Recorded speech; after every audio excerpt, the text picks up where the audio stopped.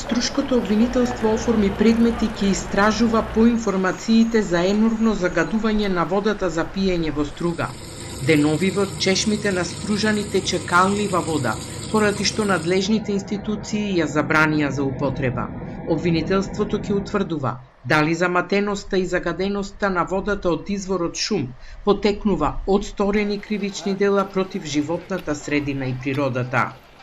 Во координација со Министерството за внатрешни работи ОВР Струга издадена е наредба до правосудната полиција да изврши увид на локација во селото Шум, каде се наоѓаат изворите од кои подрачјето на градот Струга се снабдува со вода за пиење.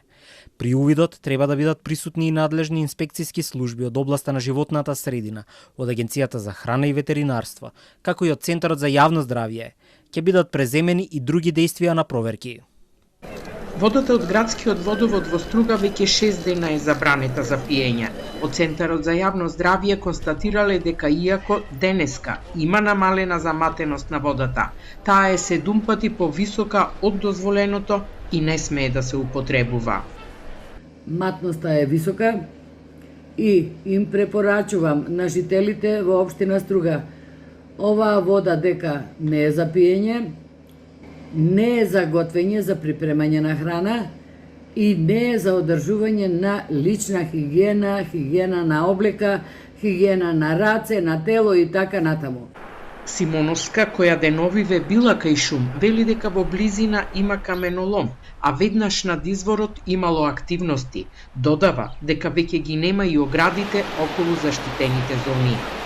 Значи, тие треба да се оградени заштитните зони и никакви изведби не смеат да се вршат во близина во самите заштитни зони.